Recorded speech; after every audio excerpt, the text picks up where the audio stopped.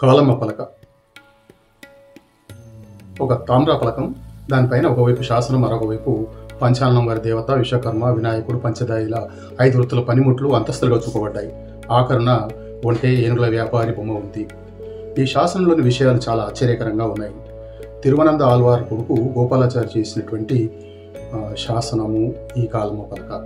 శాలివాహన శక సంవత్సరాలు 1828 అంటే క్రీస్తు 1606. విజయనగర పట్టణంలో కాళికాదేవి వరప్రసాదులైనటువంటి 5 పంచదాయి కులాల పంచాననం వారు, అదే విశ్వకర్మలు 74 మంది కలిసి ఇచ్చినటువంటి శాసన సారాంశం. విజయనగర పట్టణం కామిడి శెట్టి అచ్యుతరాయల దగ్గర ఏనుగుల గుర్రాల వ్యాపారం నడపడం వల్ల బాగా నష్టపోయి తమ బంధువుల దగ్గరికి పోయి అడిగితే తమకు తెలిసిన పని కాదన్నారు. పంచాననం వారి దగ్గరికి వెళ్ళి వారికి పెంపుడు కొడుకైనాడు కామిడి శెట్టి. రక్తాక్షనామ సంవత్సర చైత్ర శుద్ధ చతుర్దశి సోమవారం నాడు అతన్ని తమ దత్తపుత్రుడుగా స్వీకరించిన పంచాననం వారు అతను విడిపించడానికి 12,000 రూపాయల రొక్కం చెల్లించారు. దాతికి అంటే వాళ్ళు చేసేటువంటి వర్కింగ్ యూనిట్కి, అట్లాగే పెళ్లి చేసుకున్న వారికి 9 రూపాయల లెక్కన ఇవ్వాలని పంచానన సంఘం తీర్మానం చేసింది. అతన్ని కొట్టొద్దు, తిట్టొద్దు, దివానం వారికి స్వాధీనం చేయొద్దు, అతన్ని శాపం పెట్టొద్దు, అతని రక్తం కళ్ళ చూడకూడదు, అట్లా చేస్తే ఎవరైనా ఇల్లు నెగలదు అన్నాడు. అంటే రిమెన్స్ నో బెటర్ అని.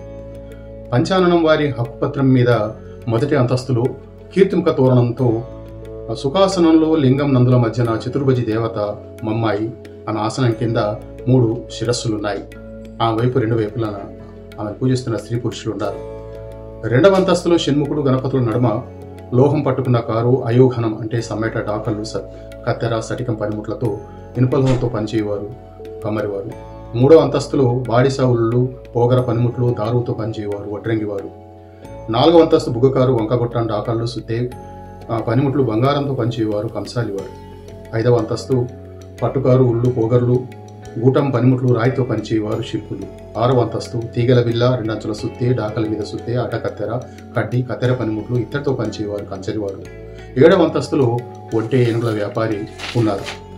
విశ్వకర్మలలో వారికి పంచగోత్రాలు ఉంటాయి. ఆ పంచగోత్రాలలో ఒకరు అయోశిల్పి అంటే కమరి, అతని మూలాధారం శివుడు, సానగ బ్రహ్మర్షి గోత్రం. 2వది దారుశిల్పి వడ్రంగి, మూలాధారం విష్ణువు, సనాతన బ్రహ్మర్షి.